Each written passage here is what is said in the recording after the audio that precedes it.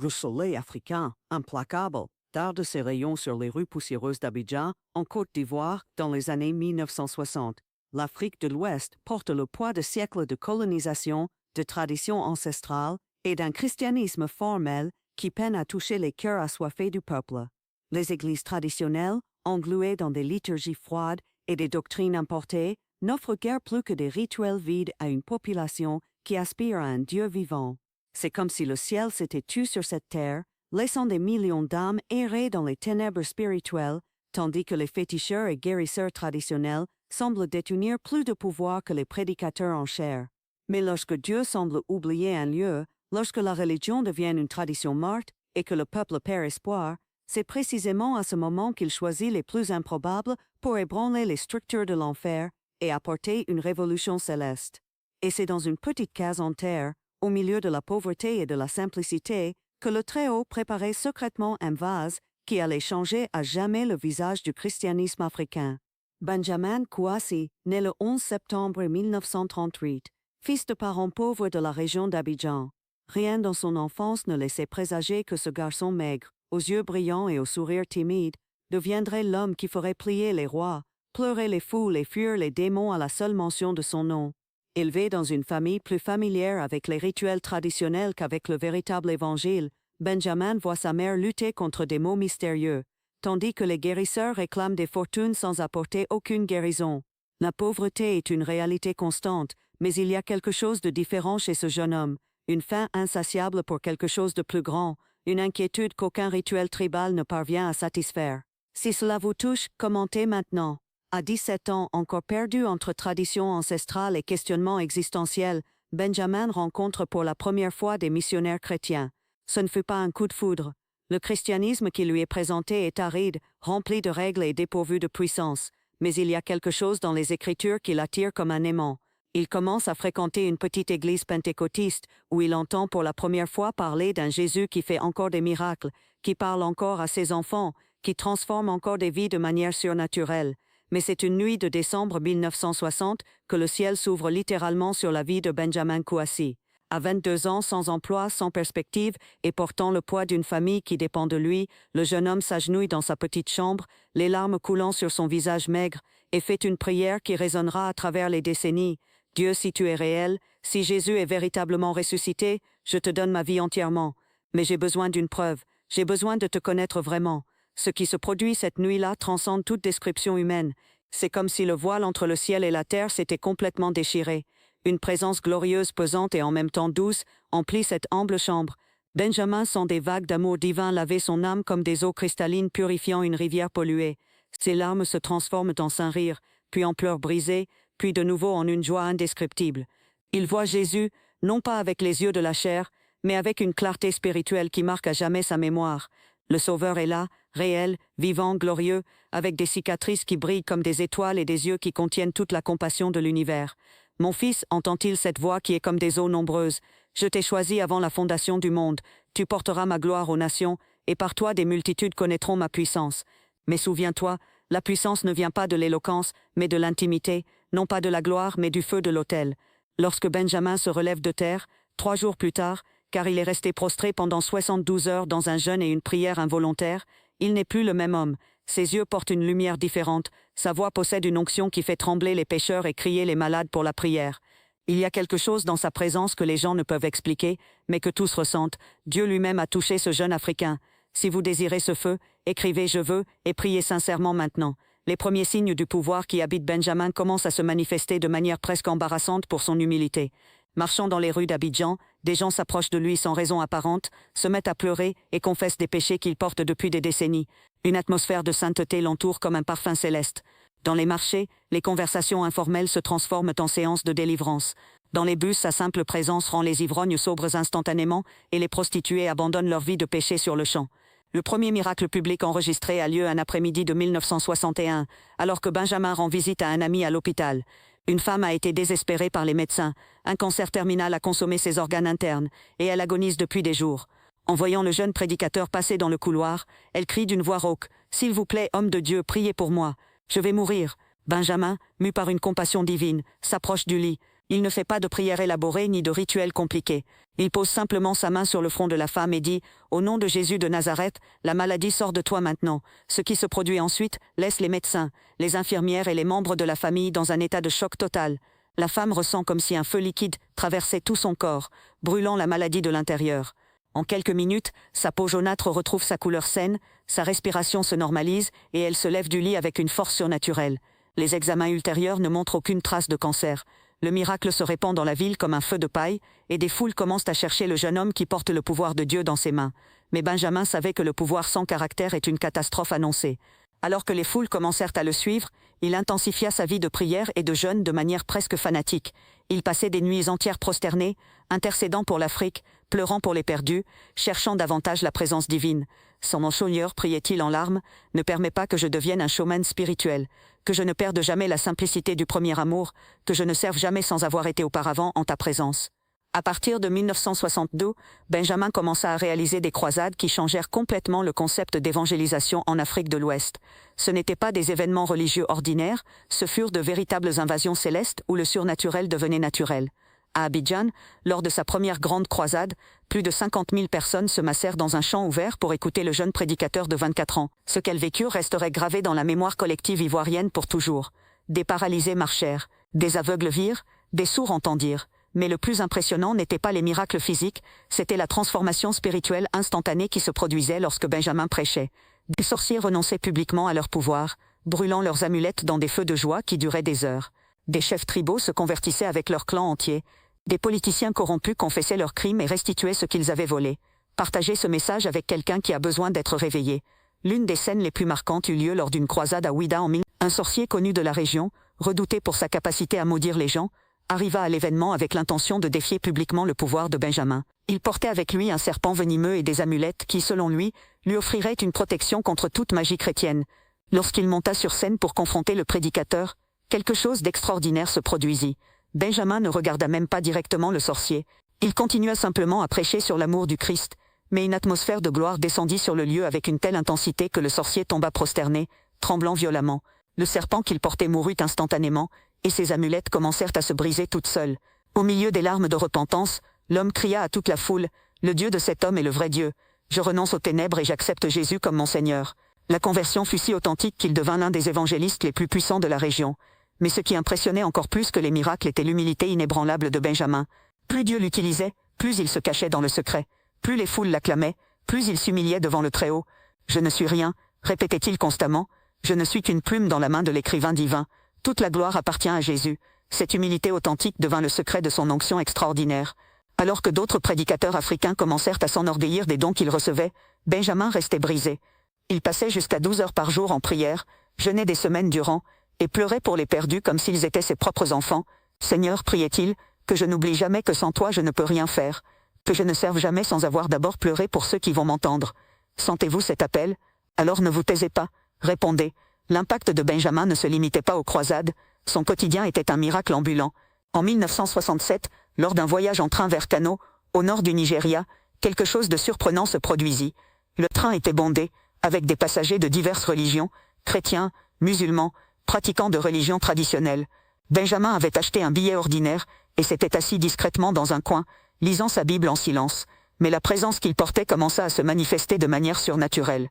Sans qu'il dise un seul mot, des gens dans le wagon commencèrent à pleurer spontanément. Un commerçant musulman se leva et demanda « Y a-t-il quelqu'un ici qui prie? J'ai l'impression que Dieu est dans ce train. » Un autre passager répondit « Moi aussi je le sens. C'est comme si des anges volaient au-dessus de nous. » Lorsqu'ils découvrirent que Benjamin était un prédicateur, pratiquement tout le train se convertit avant d'arriver à destination. Des gens confessaient leurs péchés, demandaient la prière, et le mécanicien lui-même arrêta le train à une gare intermédiaire pour que tous puissent être baptisés dans une rivière voisine. « Je n'ai jamais rien vu de tel », déclara plus tard un journaliste qui se trouvait dans le train. Cet homme n'a même pas prêché, il était juste là. Mais il y avait quelque chose en lui qui touchait l'âme des gens d'une manière inexplicable.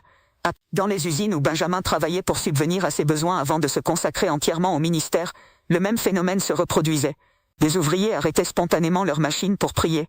Des superviseurs se convertissaient avec leurs équipes. La productivité augmentait car les disputes et les conflits disparaissaient.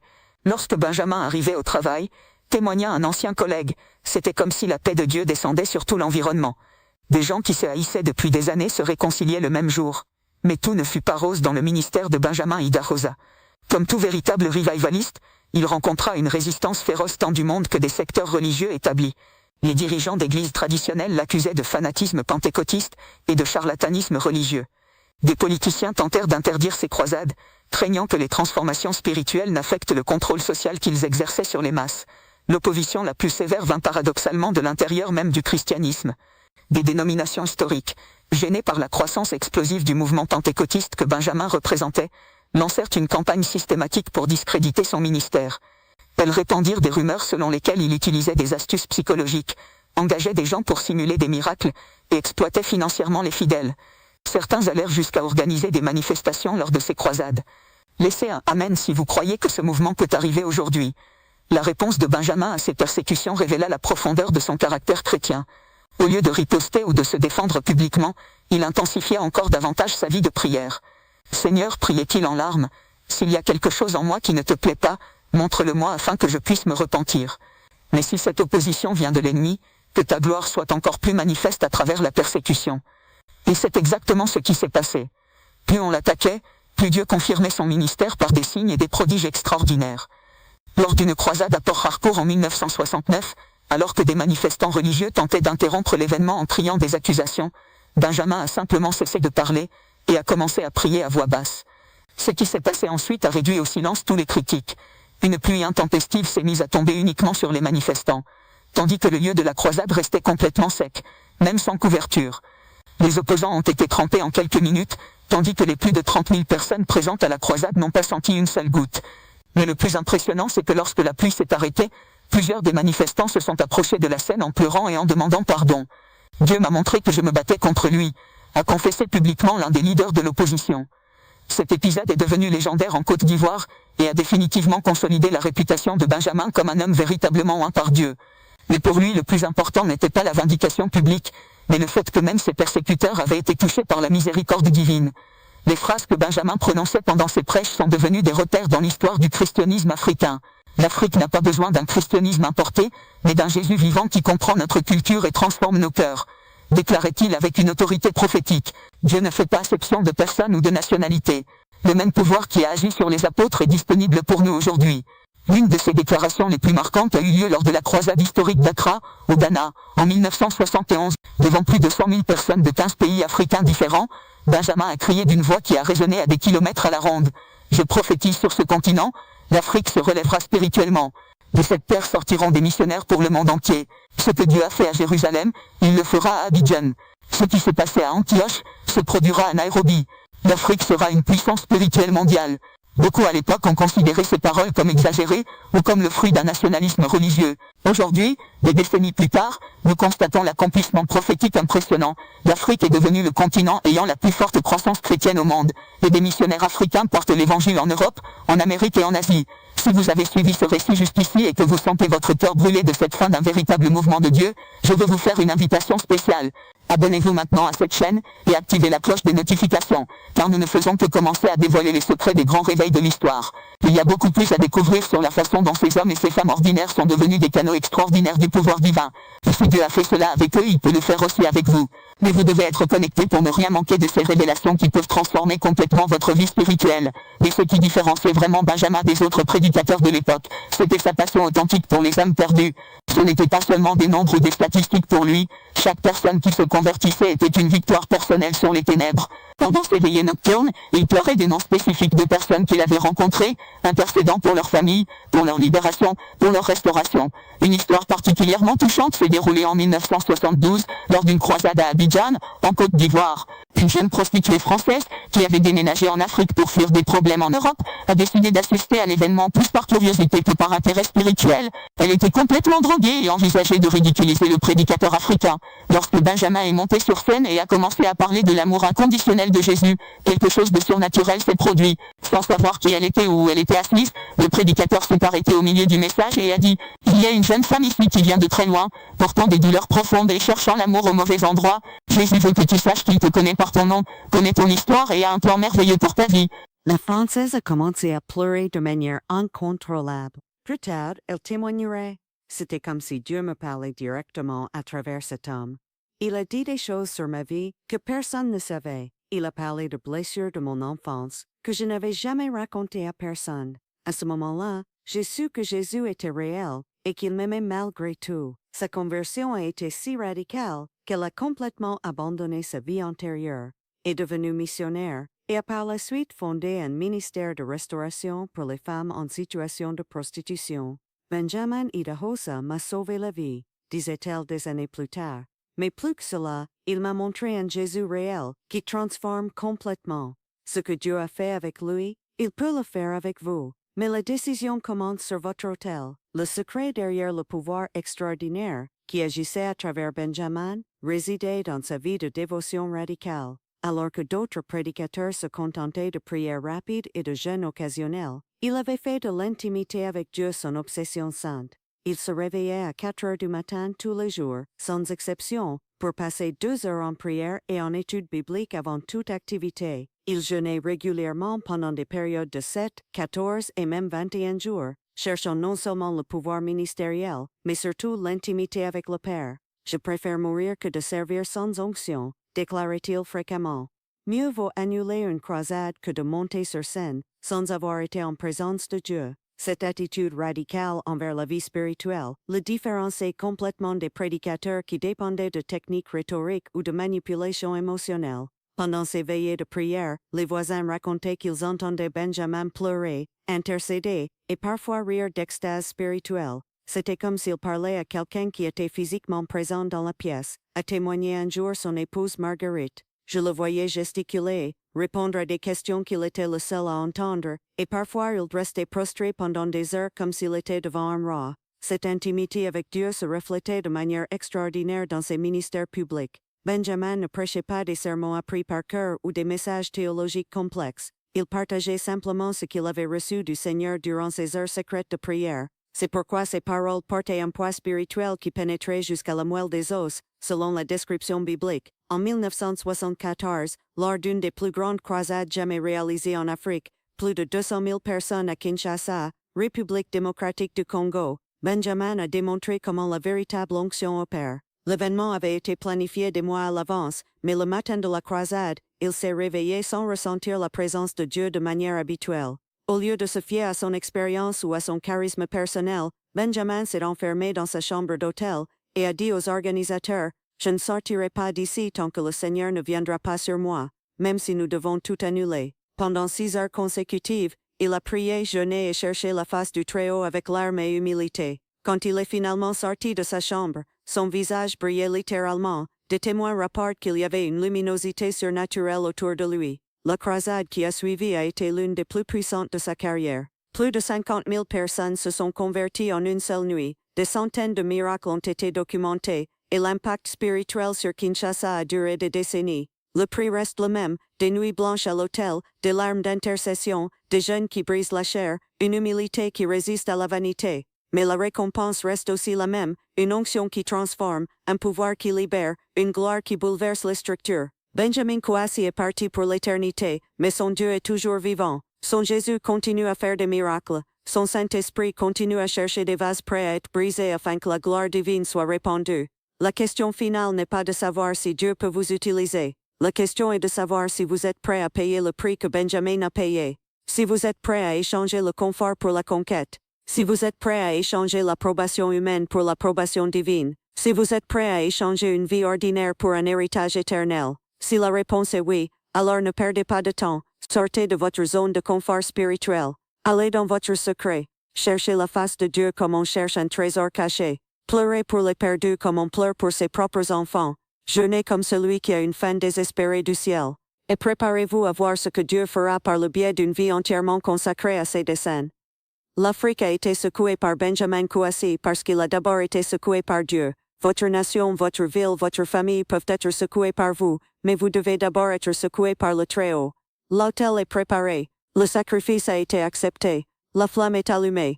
Il ne vous manque que vous pour vous placer sur cet autel et dire comme Isaïe, « Me voici Seigneur, envoie-moi. » Et lorsque vous le ferez, lorsque vous donnerez vraiment tout à Jésus, lorsque vous cesserez de jouer aux chrétiennes et commencerez à vivre comme un disciple radical, alors vous comprendrez par expérience personnelle pourquoi Benjamin Kouassi est devenu l'homme qui a secoué l'Afrique avec la puissance de Dieu. Parce que le même Dieu qui a agi par lui attend d'agir par vous. La différence réside dans une seule décision. Paierez-vous le prix de la grandeur spirituelle, ou vous contenterez-vous de la médiocrité religieuse? Le choix vous appartient. Mais souvenez-vous, Dieu ne cherche pas des parfaits, il cherche des personnes disponibles. Et si vous vous mettez à disposition comme Benjamin s'est mis à disposition, il fera par vous ce qu'il a fait par ce jeune Africain qui a changé le cours de l'histoire chrétienne mondiale. L'héritage de Benjamin Kouassi ne s'est pas terminé avec sa mort. Il continue à vivre dans chaque âme qui décide de chercher Dieu avec une intensité radicale. Il continue à se multiplier à travers chaque chrétien qui décide d'abandonner la médiocrité et d'embrasser l'extraordinaire. Soyez le prochain à porter cette torche. Soyez le prochain vase que Dieu utilisera pour secouer votre génération. Le monde attend, Dieu attend, et votre destin éternel peut être défini par la décision que vous prendrez maintenant. Benjamin Kouassi, l'homme qui a secoué l'Afrique avec la puissance de Dieu. Et vous, comment serez-vous rappelé? Quel héritage laisserez-vous? Quelle vie transformerez-vous? L'histoire s'écrit, et Dieu vous invite à en être le protagoniste. Acceptez-vous le défi?